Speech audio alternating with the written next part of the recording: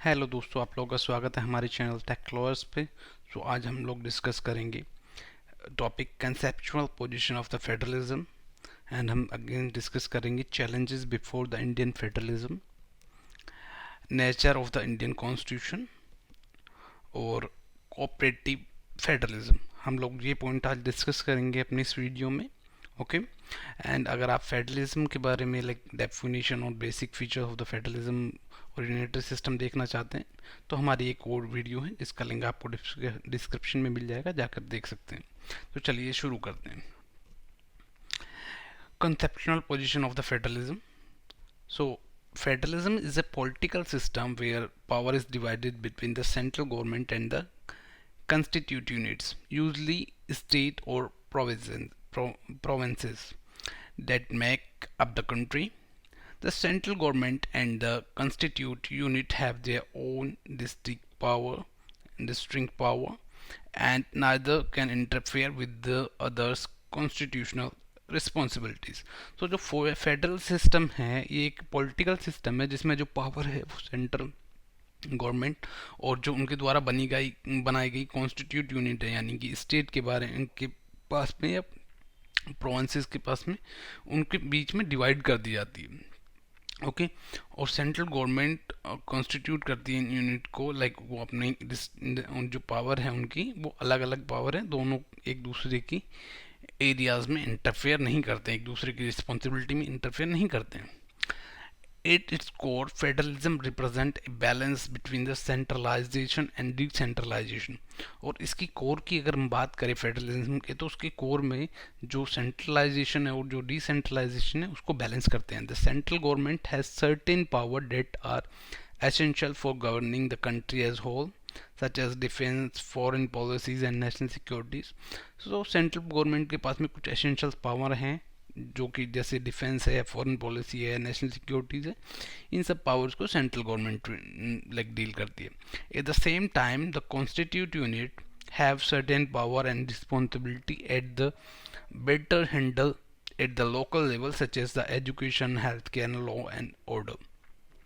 और स्टेट को भी कुछ रिस्पॉन्सिबिलिटी दी गई हैं ताकि वो अपने लेवल पे चीज़ों को अच्छे से हैंडल कर सके लोकल लेवल पे। जैसे कि हम लोग बात करें हेल्थ केयर या फिर एजुकेशन सेक्टर है या लॉ एंड ऑर्डर है, सो इन चीज़ों को लोकल गवर्नमेंट अपने लेवल पे हैंडल कर सके।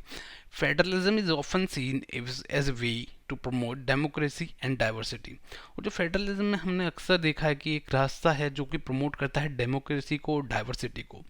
By developing power to the constituent unit, federalism allow for greater representation and participation in the political process. It also allowed to the greater accommodation of regional and cultural differences, as constituent unit can adopt policies and law that reflect their unique identities। okay, so federalism system में क्या हम लोग यहाँ पे बात कर रहे हैं कि ये डेमोक्रेसी को, डाइवर्सिटी को प्रमोट करता है। एट द सेम टाइम लोग लाइक पॉलिटिकल जो प्रोसेस है उसमें पार्टिसिपेशन कर सकते हैं, वो सबको अलाउ करता है। और ये जो रीजनल और कल्चरल डिफरेंसेस हैं उसको भी कम करने की कोशिश करता है कि हम लोग ऐसी पॉलिसीज़ बनाएं या ऐसे लॉ बनाएं जो कि यूनिक हो और लाइक डेमोक्रेसी को प्रमोट करते हों।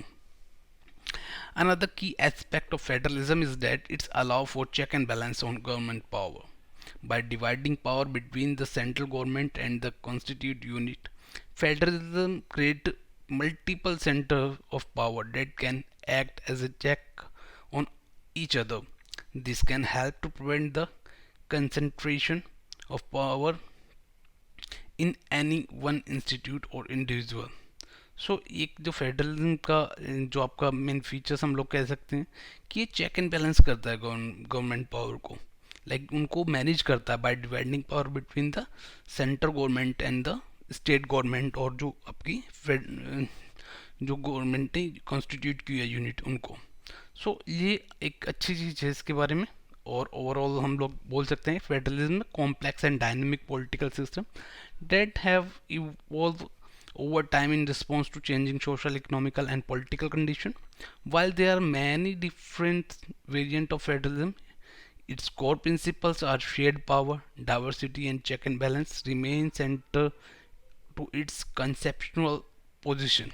ओके, सो ओवरऑल हम लोग अगर बात करते हैं तो ये कॉम्प्लेक्स प्रोसेस है जो आपका फेडरलिज्म है, बट ये क्या करता है, आपका जो आपकी इकोनॉमिकली या पॉलिटिकल कंडीशन है या जो सोशली चेंज हो रहे हैं उसको इवॉल्व कर रहा है और पावर को शेयर कर रहा है बिटवीन द स्टेट और सेंटर, और जो डाइवर्सिटी है या चेक एंड बैलेंस है उसको जो है प्रमोट कर रहा है, जो इसकी कॉन्सेप्चुअल पोजीशन है, राइट। अब हम लोग इस कॉन्सेप्चुअल पोजीशन समझ गए क्या होता है।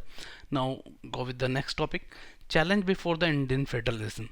सो इंडियन फेडरलिज्म के सामने चैलेंजेस क्या क्या हैं ये भी देख लेते हैं। फर्स्ट हम लोग बात करते हैं Indian federalism face several changes that have the potential to the impact of functioning of the country's political and administrative system. Some of the major challenges are regionalism. India is a diverse country with different regions have their own distinct culture, linguistic and economical identities. Regional political parties often focus on advancing the interest of their respective region, which can create tension and conflict with the central government. So reason क्या होता है कि जो अलग अलग, क्योंकि हमारा जो कंट्री है बहुत डाइवर्स है, सो जो पॉलिटिकल पार्टीज़ है वो फोकस करती है अपने ही रीजन का एडवांसमेंट करने के लिए। सो इस वजह से कभी कभी जो सेंटर के बीच में और जो स्टेट गवर्नमेंट के बीच में कुछ कॉन्फ्लिक्ट भी अराइज होते हैं। ओके, सो उसको भी ओवरकम करना है। Central state relation, like the balance of power between the central and state government is often a source of conflict in India. State often accuse central government to overstepping in constitutional boundaries and interfere in the state affairs. हमेशा ऐसा होता है कि central government को state government बोलती है कि उन्होंने उनकी बाउंड्रीज में आके लॉ बनाए हैं या कुछ ऐसा किया है, क्योंकि सेंटर के पास में हमारे यहाँ पे ज़्यादा पावर्स होती है। So the balance of the power between central and government is a conflict always. State government ये एलिगेशन लगाती है सेंट्रल गवर्नमेंट के ऊपर कि उन्होंने हमारे बाउंड्रीज में घुसपैठ की और हमारी जो चीज़ें हैं जिसमें हम लोग लॉ बनाना चाहिए, हमें अफेयर्स बनाना चाहिए, उस पर उन्होंने लाइक लॉ बनाए हैं, कुछ काम किया है। And facial imbalance, fiscal imbalance. The central government collect a significant portion of tax revenue while the responsibility of providing public service lies with the state government. This result is fiscal imbalance, with the state often struggling to raise the necessary fund to provide basic services. सो ये भी एक concern है, physical imbalance. The central government जो collect करती है जो significant tax या revenue, तो उनकी रिस्पॉन्सिबिलिटी है कि वो स्टेट गवर्नमेंट को भी उसी के ऊपर डिपेंड होती है कि स्टेट गवर्नमेंट उन्हें हेल्प करे और वो फिर लोगों को जो जो स्टेट स्ट्रगल कर रहे हैं फंड्स के लिए वो उनको बेसिक सर्विस प्रोवाइड कर पाएँ। And uneven development. Economic development have not been uniform across all the region of India, with some areas lagging behind others. This had led to demand for greater autonomy and control over resources by the less developed region. Okay, so economic development भी एक reason है कि जो कुछ state है वो पीछे हैं, उनके पास में रिसोर्सेज नहीं है, तो इट्स सेंटर रिस्पॉन्सिबिलिटीज़ लाइक वो उनको रिसोर्सेज प्रोवाइड कराएं और उनके डेवलपमेंट के लिए वो उनकी हेल्प भी करें। Corruption. Corruption is a major challenge in Indian political system, and it can undermine the functioning of the federalism. Corruption can result in the diversion of resources meant for development to the private pocket, weakening the ability of the state and central government to providing services to the citizen. So corruption एक major reason है कि जो political parties में है कि जो private लोग हैं वो आके अपनी मोनोपोली चला रहे हैं और स्टेट गवर्नमेंट को और सेंट्रल गवर्नमेंट को वहाँ पे वीक कर रहे हैं कि वो अपने जो सिटीजन्स हैं उनको सर्विस प्रोवाइड करा पाए। So overall, these challenges need to be addressed to ensure that India's federal system function effectively and promote inclusive development. सो हम लोगों को चाहिए कि फेडरल सिस्टम में जो ये हमारे इश्यूज़ हैं, जो चैलेंजेस हैं, ये ओवरऑल चैलेंजेस इफ़ेक्टिवली हम लोग एड्रेस करें, इनको ख़त्म करें और हम लोग इंडिया के डेवलपमेंट की ओर लेके जाएं। हम लोग बात करते हैं nature of the Indian constitution.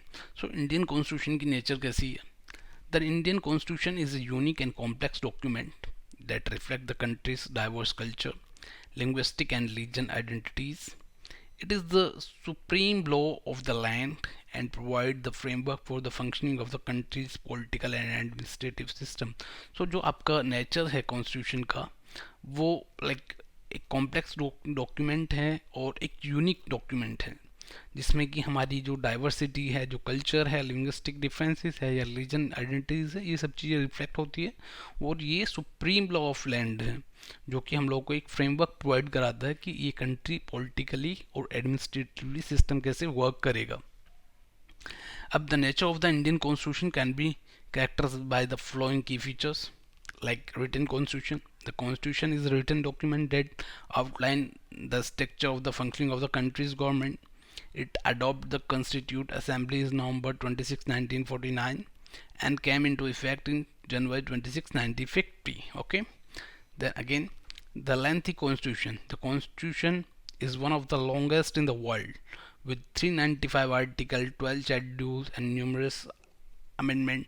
Like हमारे कॉन्स्टिट्यूशन में 395 आर्टिकल थे तब वो बना था, and there is like I think उस टाइम पे 8 शेड्यूल थे, now we have the 12 schedule in our constitution, और बहुत सारे अमेंडमेंट भी हमारे कॉन्स्टिट्यूशन में हो चुके हैं।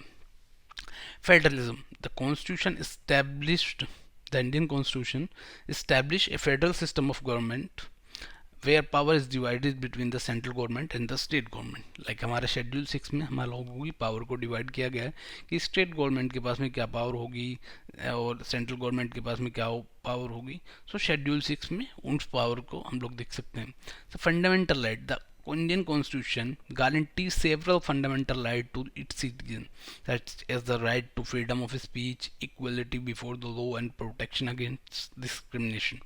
So ये fundamental right है जो हमारे Constitution में हर एक व्यक्ति को मिले हैं, every person.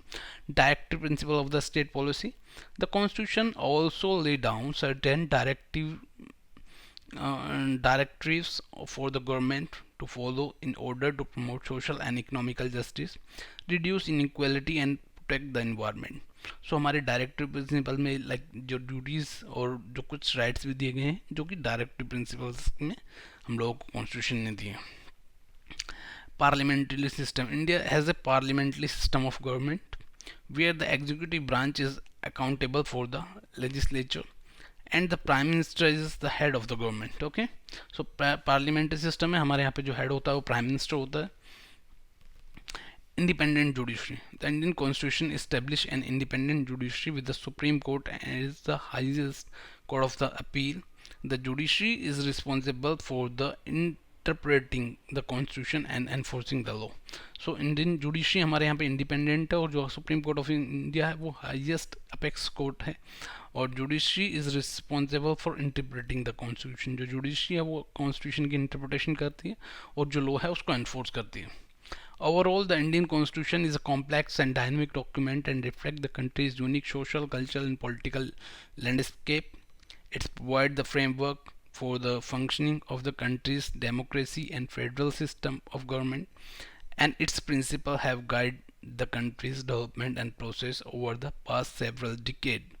सो ओवरऑल हम लोग बात कर सकते हैं कि जो कॉन्स्टिट्यूशन है वो एक कॉम्प्लेक्स एंड डायनेमिक डॉक्यूमेंट है जो कि रिफ्लेक्ट भी करता है and countries unique social, culture and political landscape, और हम लोगों को जो कंट्री को सोशल और जो कल्चरल और पॉलिटिकल लैंडस्केप की एक बनाता है।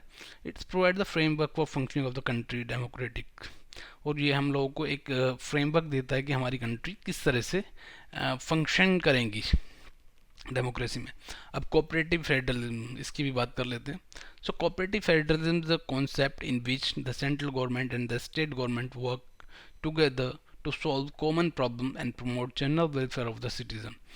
And in a cooperative federal system, both level of government share responsibility and authority with the focus of the collaboration, communication and coordination. So cooperative federalism में क्या होता है, जो सेंट्रल गवर्नमेंट है और स्टेट गवर्नमेंट है वो दोनों मिलकर काम करती हैं और एक जो कॉमन प्रॉब्लम है उसको सॉल्व करती हैं और लोगों को वेलफेयर को ध्यान में रखते हुए काम करती हैं, वो वेलफेयर को प्रमोट करती है।